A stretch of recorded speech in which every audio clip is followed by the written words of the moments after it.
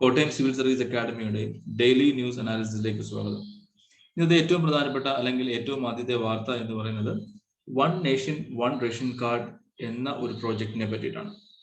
One nation one ration card നമുക്കറിയാം, നമ്മുടെ രാജ്യത്തില് national food security act പ്രകാരം എല്ലാ ആളുകൾക്കും ആഹാരം എന്ന് പറയുന്നത് അവരുടെ ജീവിത അല്ലെങ്കിൽ റൈറ്റ് ടു ലൈഫിന്റെ കീഴിൽ വരുന്ന ഒരു മൗലികമായ അവകാശം തന്നെയാണ്.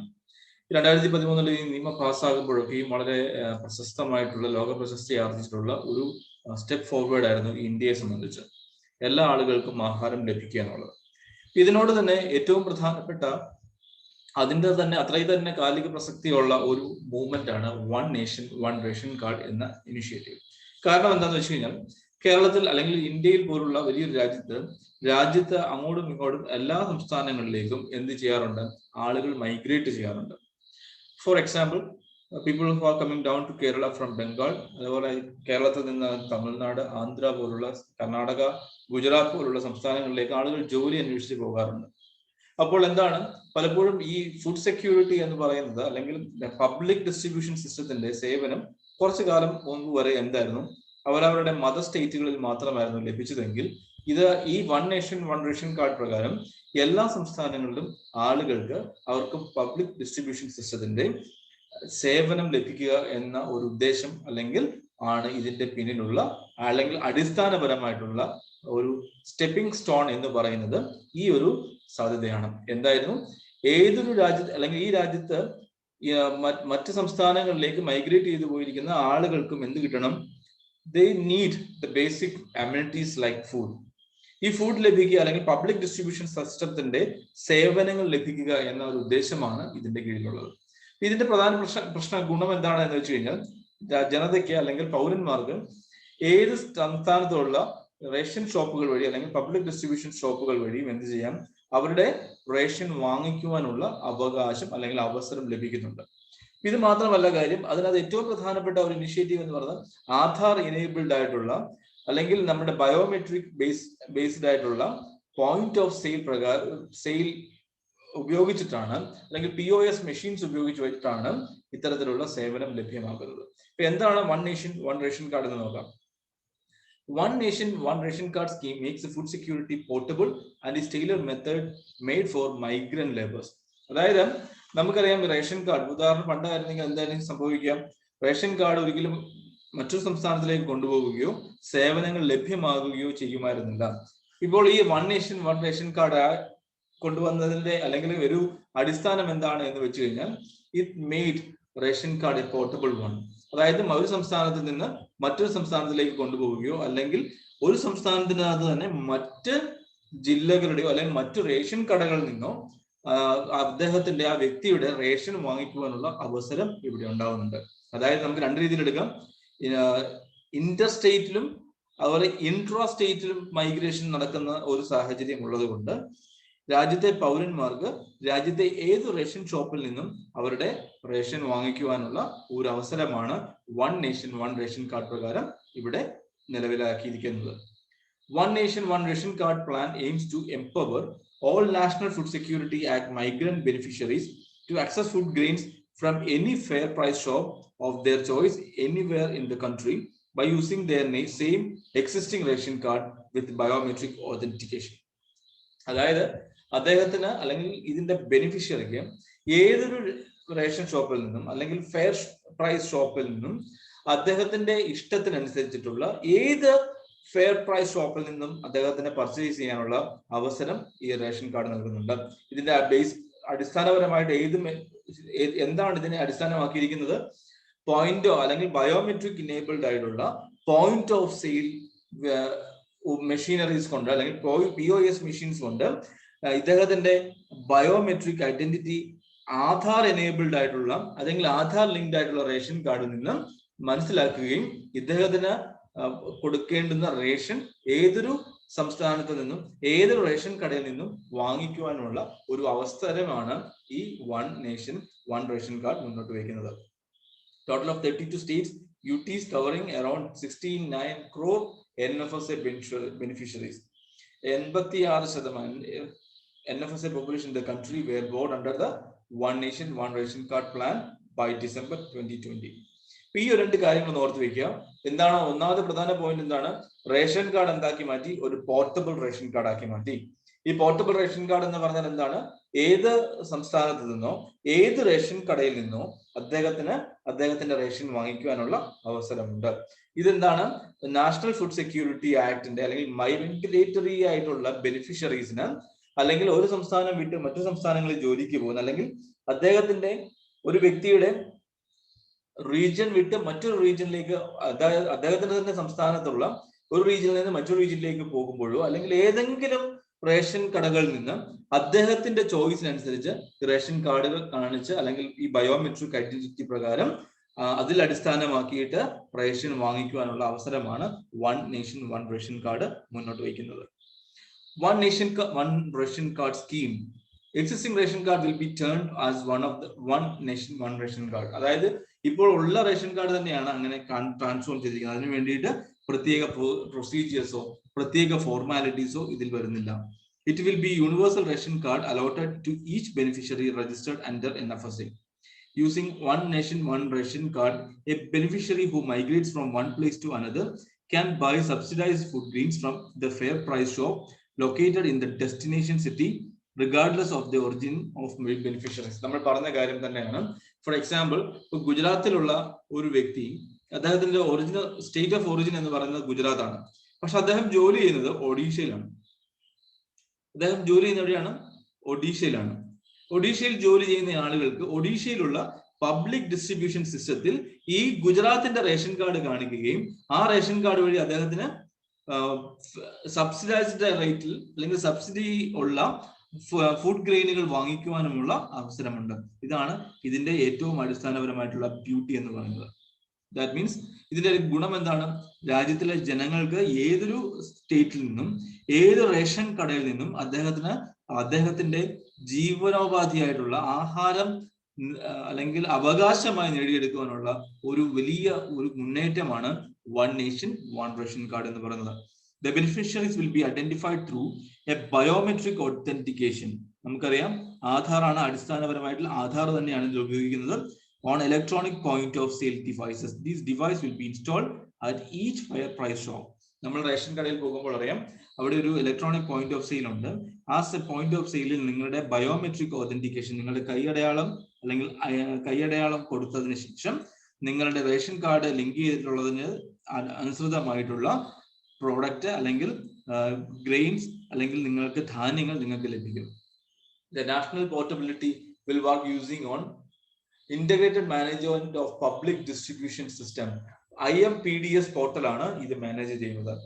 അന്നവിതരൺ പോർട്ടലും ഇതിന്റെ it will host the data of food grains distribution through ePOS device within a state.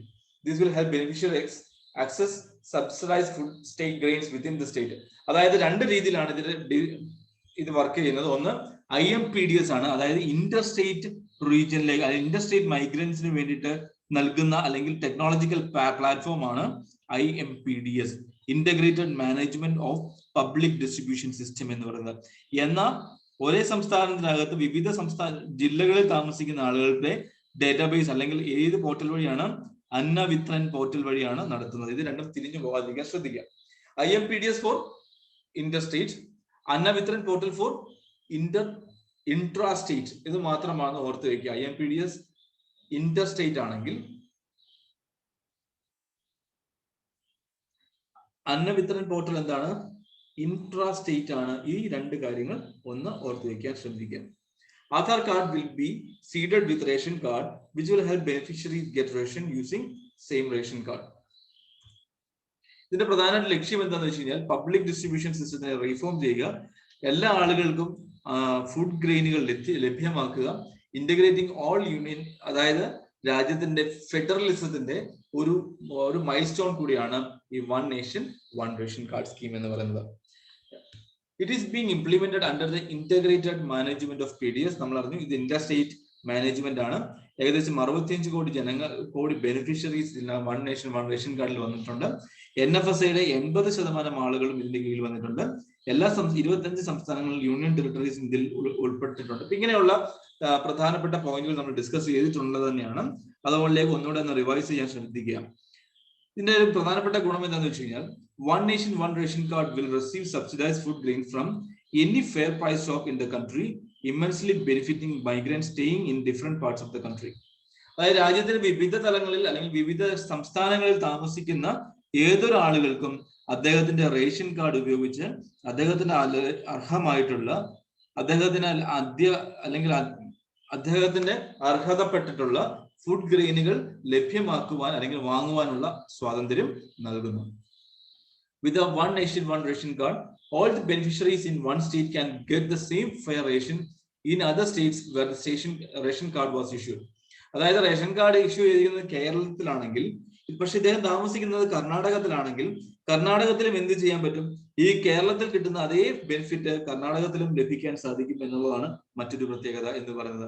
അതായത് രാജ്യത്തിലെ അല്ലെങ്കിൽ സംസ്ഥാനങ്ങൾക്കിടയിലുള്ള അന്തരം ഈ ഒരു മേഖലയിൽ ഉണ്ടാകുന്നില്ല എന്നുള്ളതാണ് മറ്റൊരു വസ്തുത.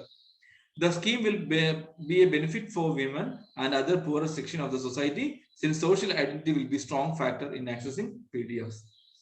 The one nation one ration card will help in achieving the target of eliminating hunger by 2030, which in fact it has been ranked 102 out of 17 in the global hunger index. അത് ഒരു പ്രധാനപ്പെട്ട പോയിന്റ് ആയിട്ട് നിങ്ങൾക്ക് വേണമെങ്കിൽ ചിന്തിക്കാം, അല്ലെങ്കിൽ അത് നിങ്ങൾക്ക് കരുതാം. Benefit of one nation one ration card എന്ന് പറയുന്നത് ഒരു സോഷ്യൽ വെൽഫെയർ പ്രോജക്റ്റ് ആണ്, അല്ലെങ്കിൽ സോഷ്യൽ അഡ്വാൻസ്മെന്റ് പ്രോജക്റ്റ് ആണ് എന്ന് തന്നെ നമുക്ക് ടേം ചെയ്യാവുന്നതാണ്. Unlocking war histories with a purpose. നമുക്കറിയാം 1986 മുതലുള്ള പലവിധ മിലിറ്ററി അല്ലെങ്കിൽ കമ്പൈൻ മിലിറ്ററി ഓപ്പറേഷൻസിന്റെയും ഫാക്ടുകൾ ഗവൺമെന്റ് ഓഫ് ഇന്ത്യ റിലീസ് ചെയ്യാൻ പോവുകയാണ്. ഈ റിലീസ് ചെയ്യുക എന്നുള്ളതിനകത്ത് ഉദ്ദേശിക്കുന്നത് അദ്ദേഹം ഒരു പബ്ലിക് ഡൊമൈനിലേക്ക് ഇത്തരത്തിലുള്ള ഹിസ്റ്ററീസ് എത്തിക്കാം, അല്ലെങ്കിൽ ഡീക്ലാസിഫൈ ചെയ്യാൻ പോവുകയാണ്. ഇതെന്തൊക്കെയാണ് പ്രധാനം? അതിന്റെ വെളിച്ചത്തിൽ നമുക്ക് ചില പ്രധാനപ്പെട്ട എക്സസൈസുകളെ കുറിച്ചും അല്ലെങ്കിൽ മിലിറ്ററി ഓപ്പറേഷൻസിനെ കുറിച്ചും നമുക്കൊന്ന് അറിയാൻ പറ്റും. ഇത് പ്രിലിമിനറി അല്ലെങ്കിൽ പ്യൂർലി പ്രിലിമിനറിക്ക് വേണ്ടിയിട്ടുള്ള ക്ലാസ് ആണ്, അല്ലെങ്കിൽ ഒരു പോയിന്റ് ആണ് എന്ന് നോക്കാം. ഒന്ന്, ഇതിന്റെ ചോദ്യം പോകാൻ സാധ്യതയുള്ളതെന്ന് വെച്ചാൽ ക്രോണോളജിക്കൽ ഓർഡറിൽ, അസെൻഡിങ് ഓർ ഡിസെൻഡിങ് ഓർഡറിൽ അറേഞ്ച് ചെയ്യുക എന്നുള്ള രീതിയിൽ വേണമെങ്കിൽ നമുക്ക് ചോദ്യങ്ങൾ വരാൻ സാധ്യതയുണ്ട്. അതുകൊണ്ട് നമ്മൾ എന്ത് ചെയ്യണം? അല്ലെങ്കിൽ PSCക്ക് വേണമെങ്കിൽ ചോദിക്കും, എക്സസൈസ് ബ്രാസ് ടാക്ക് നടന്ന വർഷം ഏതാണ്? ഇങ്ങനെയുള്ള ചോദ്യങ്ങൾ വരാൻ സാധ്യതയുണ്ട്. അതുകൊണ്ട് ഈ വർഷങ്ങൾ കൃത്യമായിട്ടൊന്ന് ഓർത്ത് വയ്ക്കാൻ ശ്രദ്ധിക്കുക. അതിൽ ഒന്നാമത്തെയാണ് എക്സസൈസ് ബ്രാസ് ടാക്ക് എന്ന് പറയുന്നത് 1986-87 കാലഘട്ടത്തിൽ രാജസ്ഥാനിൽ വെച്ച് നടത്തിയിട്ടുള്ള ഒരു സിമുലേഷൻ ആൻഡ് മിലിറ്ററി എക്സസൈസ് ആയിരുന്നു എക്സസൈസ് ബ്രാസ് ടാക്ക് എന്ന് പറയുന്നത്. Operation brass tack was a major combined arms military exercise of Indian arm forces in the Rajasthan state of India to simulate the operational capabilities of Indian armed forces. It was one of the biggest mobilization of Indian forces on the Indian subcontinent. അതായത് ഒന്നാമത്തെ നമുക്കറിയാം, രാജസ്ഥാൻ സംസ്ഥാനത്ത് എയർഫോഴ്സിന്റെ നേതൃത്വത്തിൽ ഒരു combined military exercise ആയിരുന്നു brass tack എന്ന് പറയുന്നത്. അത് നടന്ന വർഷമാണ് 1986-87 കാലഘട്ടത്തിലാണ്. The military exercise heralded the transformation of Indian warfighting doctrine, tactics, techniques and procedure in conventional war fighting, particularly in the plain and the desert. രണ്ട്, ഓപ്പറേഷൻ മേഘദൂത്. 1984 ഓപ്പറേഷൻ മേഘദൂത് നടക്കുന്നത്. It was the code name of our Indian Armed Forces operation to seize the control of Siachen Glacier in Kashmir. Siachen glacier പിടിച്ചടക്കിയ ഒരു ഓപ്പറേഷനാണ് operation Meghdoot എന്ന് പറയുന്നത്. ഈ പേര് തന്നെ നമുക്ക് നോക്കാം. അതായത് നമ്മുടെ ഉയർന്ന മിലിറ്ററി ക്യാമ്പാണ് നമ്മുടെ സിയാച്ചിനിൽ വരുന്നത്. ഈ മിലിറ്ററി അല്ലെങ്കിൽ പോസ്റ്റ് അത്രയും ഉയരത്തിലായതുകൊണ്ട് മേഘമായിട്ട് ഇതിനെ കണക്കാക്കാം. മേഘദൂത് എന്ന് വേണമെങ്കിൽ ഇതിനെ നമുക്ക് വിളിക്കാം. എങ്ങനെ വേണമെങ്കിൽ നിങ്ങൾക്ക് കോഡ് ചെയ്യാം. ഇത് ഓപ്പറേഷൻ മേഘദൂത് എന്ന് പറയുന്നത് എന്തായിരുന്നു? ഇന്ത്യൻ ആർം ഫോഴ്സസിന്റെ ഒരു ഓപ്പറേഷൻ ആയിരുന്നു ഓപ്പറേഷൻ മേഘദൂത് എന്ന് പറയുന്നത്. എന്തിനു വേണ്ടിയിട്ടുള്ള ഓപ്പറേഷൻ? സിയാച്ചിൻ ഗ്ലേസിയർ പിടിച്ചടക്കാനുള്ള ഓപ്പറേഷൻ ആയിരുന്നു ഓപ്പറേഷൻ മേഘദൂത്. അടുത്തത് operation falcon. It was launched along the borders of Arunachal Pradesh to counter the Chinese army. Chinese ആർമിയെ കൗണ്ടർ ചെയ്യാൻ വേണ്ടി 1986 നമ്മൾ അരുണാചൽ ബോർഡറിൽ മൊബിലൈസ് ചെയ്തിട്ടുള്ള ഒരു ആക്ടിവിറ്റിയാണ്, അല്ലെങ്കിൽ മിലിറ്ററി ഓപ്പറേഷനാണ് ഓപ്പറേഷൻ ഫാൽക്കൺ എന്ന് പറയുന്നത്. രണ്ട്, Indian army took up position along the ridges that had lost in 1962 and overlook the entire Samdorong-Shu range. ഇതാണ് ഇതിന്റെ ഒരു ലക്ഷ്യം എന്ന് പറയുന്നത്. ചൈനയ്ക്ക് കൗണ്ടർ ചെയ്യാൻ വേണ്ടിയിട്ടായിരുന്നു ഓപ്പറേഷൻ ഫാൽക്കൺ. ഓപ്പറേഷൻ പവൻ 1987 IPKF-ആയിട്ട് അതായത് ഇന്ത്യൻ പീസ് കീപ്പിംഗ് ഫോഴ്സ്, നമ്മുടെ തമിഴ്നാട്ടിലെ ജാഫ്ന തമിഴ് വംശജരായിട്ടുള്ള ശ്രീലങ്കൻസിന് വേണ്ടി, അല്ലെങ്കിൽ അവിടെ ഒരു ശ്രീലങ്കയിലെ തമിഴ് വംശജരും സിംഹള വംശജരും തമ്മിലുള്ള ഡിവൈഡ് പലപ്പോഴും ഒരു ഇൻസർജൻസിയിൽ എത്തിയിരുന്നു. അവിടെ ഒരു സമാധാനം കാംക്ഷിക്കുക അല്ലെങ്കിൽ സമാധാന പുനഃസ്ഥാപനവുമായിട്ട് ബന്ധപ്പെടുത്തി രാജീവ് ഗാന്ധി അപ്പോയിന്റ് ചെയ്തിട്ടുള്ള ഒരു ഓപ്പറേഷൻ ആയിരുന്നു operation Pawan, which was in the year 1987 to take the control of Jaffna from the liberation tiger of Tamil Eelam. Tamil പുലികളിൽ നിന്ന് അല്ലെങ്കിൽ ജാഫ്നയെ മോചിപ്പിക്കുക എന്നതായിരുന്നു ഇതിന്റെ ഒരു ഓപ്പറേഷൻ പവന്റെ ലക്ഷ്യം എന്ന് പറയുന്നത്. ഇതിന്റെ ഇന്നർ ഡെപ്തിലേക്ക് പോവുകയാണെങ്കിൽ ഇത് എന്തൊരു കൗണ്ടർ ആക്റ്റീവ് ആയിട്ടുള്ള അല്ലെങ്കിൽ കൗണ്ടർ ആക്ഷൻ ആയിരുന്നു. എന്തിനു വേണ്ടിയിട്ടുള്ള to build the gulf between Tamil speaking population of Jaffna and the Simhala people. ഇതൊരു പ്രധാനപ്പെട്ട ഒരു പോയിന്റ് ആയിട്ട് ഓർത്ത് വയ്ക്കുക. ഓപ്പറേഷൻ പവൻ നടന്ന വർഷം 1987 ആണ്.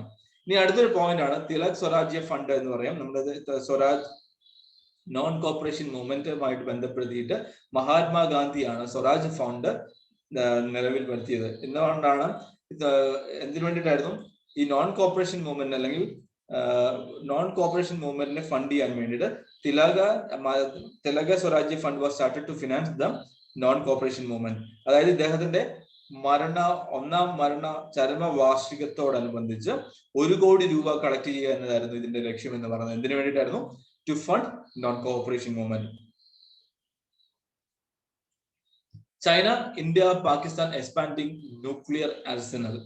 അതായത് രാജ്യങ്ങൾ ചൈന, പാകിസ്ഥാൻ, ഇന്ത്യ, ഈ 3 രാജ്യങ്ങൾ എന്താണ് തങ്ങളുടെ ന്യൂക്ലിയർ ശേഖരം അല്ലെങ്കിൽ ന്യൂക്ലിയർ ആയുധ ശേഖരം വല്ലാതെ കൂട്ടുന്നു എന്നതാണ് സ്റ്റോക്ക്ഹോം ഇന്റർനാഷണൽ പീസ് റിസർച്ച് ഇൻസ്റ്റിറ്റ്യൂട്ടിന്റെ 2021 ഇയർ ബുക്ക് പറയുന്ന ഒരു പ്രധാനപ്പെട്ട കാര്യം. The overall number of warheads in global military stockpiles appear to be increasing. It signals the declining trend and characterized global nuclear arsenal since the end of Cold War has come to a halt.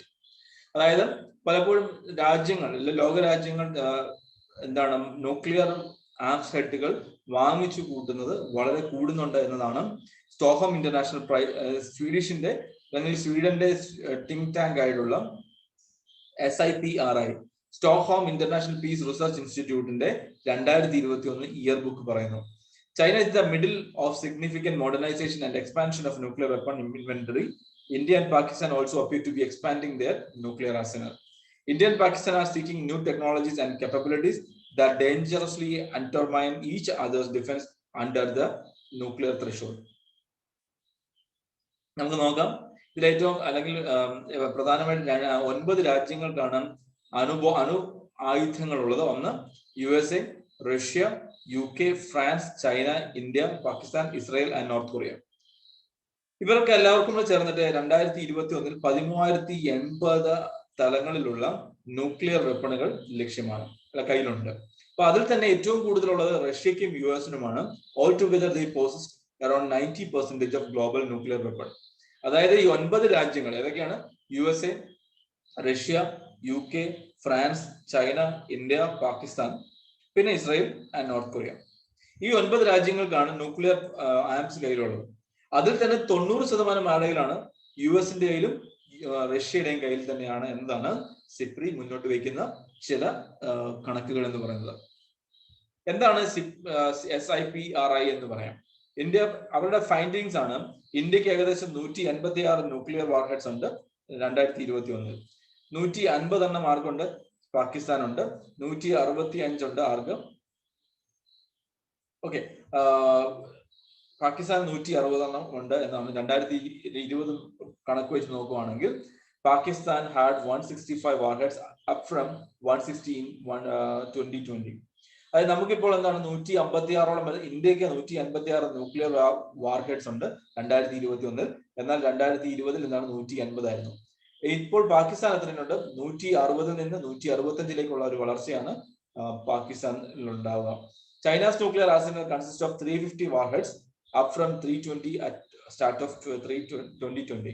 അതായത് 2020, 2021 ഇങ്ങനെ ഒരു chart ഞാൻ വരയ്ക്കാം. ഒന്ന് ചൈനയ്ക്ക് ഉണ്ടായിരുന്നത് 2020 ഉണ്ടായിരുന്നത് എത്രയായിരുന്നു? 320 വാർഹെഡ് ആണെങ്കിൽ ഇപ്പോൾ എത്രയുണ്ട്? 350 ആണുള്ളത്. പാകിസ്ഥാൻ എത്രയാണ് ഉണ്ടായിരുന്നത്? 160 ആയിരുന്നു 2020 ഉണ്ടായിരുന്നത്, ഇപ്പോൾ 165 ആയി. ഇന്ത്യക്ക് എത്രയാണ് ഉണ്ടായിരുന്നത്? 150 ന്യൂക്ലിയർ വെപ്പൺസ് മാത്രമായിരുന്നു ഉണ്ടായിരുന്നത്. Nuclear types of nuclear weapons ആണ് ഉണ്ടായിരുന്നത്, ഇപ്പോൾ 156 ആയിട്ട് വളർന്നിട്ടുണ്ട്. ഇത് അതുപോലെ തന്നെ എന്താണ്, പോസ്റ്റ് കോൾഡ് വാർ ഇറാഖിക്ക് ശേഷം, അതായത് റഷ്യ US കോൾഡ് വാർ അല്ലെങ്കിൽ പ്രോക്സി വാറുകൾക്ക് ശേഷം, അല്ലെങ്കിൽ കോൾഡ് വാറുകൾക്ക് ശേഷം ലോകത്താകമാനം ഉണ്ടായിരിക്കുന്ന അല്ലെങ്കിൽ ന്യൂക്ലിയർ വാർഹെഡ്സിന്റെ അളവ് എന്ന് പറയുന്നത് ക്രമാതീതമായി വളർന്നുകൊണ്ടിരിക്കുകയാണ്. ഏകദേശം 9 രാജ്യങ്ങൾക്കാണ് ലോകത്തിലുള്ള എല്ലാ ന്യൂക്ലിയർ വെപ്പൺസ് ഉള്ളത്. ഒന്ന് USA, Russia, China, India, Pakistan, north Korea, Israel, UK and France. ഇങ്ങനെ 9 രാജ്യങ്ങൾക്ക് ആണ് ഇതിൽ ഇവർക്ക് അല്ലെങ്കിൽ 10,080 വാർഹെഡ്സ് ഉണ്ട്. അതിന്റെ ഏകദേശം 90% ആരുടെ കയ്യിലാണ്? US-ന്റെയും റഷ്യയുടെയും കയ്യിൽ മാത്രമാണ് എന്നതാണ് ഈ സ്വീഡിഷ് തിങ്ക് ടാങ്കിന്റെ അഭിപ്രായം എന്ന് പറയുന്നത്. ഇതിനകത്ത് നമ്മളുടെ ഇന്ത്യയുടെ സ്റ്റാൻഡ് എന്താണ് എന്നുള്ളതാണ് മറ്റൊരു പ്രധാനപ്പെട്ട ഒരു പോയിന്റ് എന്ന് പറയുന്നത്. ഇന്ത്യ എന്ന് പറയുന്നത് നോ ഫസ്റ്റ് യൂസ് എന്നതാണ് ഇന്ത്യയുടെ ആദ്യത്തെ ഒരു അല്ലെങ്കിൽ അഭിപ്രായം എന്ന് പറയുന്നത്. അല്ലെങ്കിൽ India remains committed to the policy of no first use. India ഒരിക്കലും എന്ത് ചെയ്യില്ല, ആദ്യം ന്യൂക്ലിയർ വെപ്പൺസ് ഉപയോഗിക്കില്ല. അതുപോലെ എന്താണ്, non use against non nuclear weapon states. അതായത് നമ്മളറിയാം, ഇപ്പൊ പാകിസ്ഥാൻ, ഇന്ത്യ എന്ന 2 രാജ്യങ്ങളുണ്ട്. ഈ 2 രാജ്യങ്ങൾ ഇന്ത്യ പറയുന്നുണ്ട്, ഞങ്ങൾ ആദ്യം എന്ത് ചെയ്യത്തില്ല, പാകിസ്ഥാനെതിരെയോ അല്ലെങ്കിൽ ഒരു രാജ്യങ്ങൾക്കെതിരെയോ എന്ത് ചെയ്യില്ല, ന്യൂക്ലിയർ വെപ്പൺസ് ഉപയോഗിക്കില്ല. ഇതിനെ നോൺ ഫസ്റ്റ് യൂസ് പോളിസി എന്ന് പറയും. അതുപോലെ തന്നെ വേറൊരു രാജ്യം നമുക്ക് നോക്കാം, ശ്രീലങ്ക എന്നൊരു രാജ്യം നോക്കാം. ഈ ശ്രീലങ്ക എന്ന് പറയുന്ന രാജ്യം എന്താണ്, ഒരു ന്യൂക്ലിയർ വെപ്പൺ ഉള്ള രാജ്യമല്ല. പകരം എന്ത് ചെയ്യും, അങ്ങനെയുള്ള രാജ്യത്തിനോട് നമ്മൾ പറയുന്നൊരു കാര്യം എന്താണ് non use against non nuclear weapon state. അതായത് ഞങ്ങൾ നോൺ ന്യൂക്ലിയർ വെപ്പൺ സ്റ്റേറ്റിലേക്കും ഞങ്ങൾ എന്ത് ഉപയോഗിക്കില്ല, ഈ ന്യൂക്ലിയർ വെപ്പൺ ഉപയോഗിക്കില്ല എന്നുള്ളതാണ് ഈ രാജ്യത്തിന്റെ, ഇന്ത്യയുടെ നയം എന്ന് പറയുന്നത്. The Conference of Disarmament remains the world's single multilateral disarmament negotiating forum, and India supports holding of negotiation on a comprehensive nuclear weapon conventions at the Conference of Disarmament. ഇതൊരു പ്രധാനപ്പെട്ട ഒരു പോയിന്റ് ആയിട്ട് ഓർത്ത് വയ്ക്കുക. ഇന്ത്യയിലെ ലോകത്തിലെ അല്ലെങ്കിൽ ഈ നിരായുധീകരണത്തിനെ സപ്പോർട്ട് ചെയ്യുന്ന ഒരേ ഒരു ഫോറമാണ് ദ കോൺഫറൻസ് ഓൺ ഡിസാർമമെന്റ് അല്ലെങ്കിൽ CD എന്ന് വിളിക്കുന്നത്. India also remains committed to negotiating regarding a fissile material cut-off treaty in Conference on Disarmament. ഇതൊക്കെയാണ് ഇതിന്റെ ഇന്നത്തെ പ്രധാനപ്പെട്ട ആർട്ടിക്കിളുകളായിട്ട് നമ്മൾ നോക്കുന്നത്. ഇത് അധികം പ്രിലിമിനറി ബേസ് ചെയ്തിട്ടാണ്. അപ്പോൾ ഇതിനകത്ത് പ്രധാനപ്പെട്ട ചോദ്യങ്ങൾ നമുക്ക് നോക്കാം. ഒന്ന്, ഏതൊക്കെ രാജ്യങ്ങൾക്കാണ് എന്നുള്ളത് ന്യൂക്ലിയർ വെപ്പൺസ് ഉള്ളത്? 9 രാജ്യങ്ങൾക്കാണ് ന്യൂക്ലിയർ സ്റ്റേറ്റുകൾ എന്നറിയപ്പെടുന്നത്. 9 രാജ്യങ്ങളാണ് US, Russia, UK, France, China, Pakistan, Israel and north Korea. Almost 10,080 nuclear weapons ഉണ്ട് 2020. അതിൽ 90% ഹോൾഡ് ചെയ്യുന്നവരാണ് US-ഉം റഷ്യയും ചേർന്നിട്ടാണ്. ഇതൊന്ന് ഓർത്ത് വയ്ക്കുക. അതുപോലെ സ്വരാജ് തിലക് സ്വരാജ് ഫണ്ട് എന്നുള്ളത് ഒന്ന് ഓർത്ത് വയ്ക്കുക. ഇത് അദ്ദേഹത്തിന്റെ ആദ്യത്തെ ചരമവാർഷികത്തോടനുബന്ധിച്ച് ഗാന്ധിജി നോൺ കോഓപ്പറേഷൻ മൂവ്മെന്റിനെ ഫണ്ട് ചെയ്യാൻ വേണ്ടിയിട്ട് 1 കോടി രൂപ സമാഹരിച്ചതാണ് ഈ തിലക് സ്വരാജ് ഫണ്ട് എന്ന് പറയുന്നത്. ഓപ്പറേഷൻ മേഘ്ദൂതിന്റെ വർഷങ്ങൾ ഓർത്ത് വയ്ക്കുക. അതുപോലെ തന്നെ അത് കറക്റ്റായിട്ട് ഓർഡറിൽ ഏത് വർഷമാണ് എന്നുള്ളത് മാച്ച് ദ ഫോളോവിങ് ചോദ്യം വരാൻ സാധ്യതയുണ്ട്. അതുകൊണ്ട് അത് പ്രിലിംസിന് വേണ്ടി പ്രത്യേകം ഓർത്ത് വയ്ക്കാൻ ശ്രദ്ധിക്കുക. ഇതൊക്കെയാണ് ഇന്നത്തെ പ്രധാനപ്പെട്ട ആർട്ടിക്കിളുകൾ, പ്രധാനപ്പെട്ട ന്യൂസുകൾ. കൃത്യമായിട്ട് വായിക്കുകയും നോട്ട് ഉണ്ടാക്കുകയും ചെയ്യുമെന്ന് വിശ്വസിക്കുന്നു. Have A good day.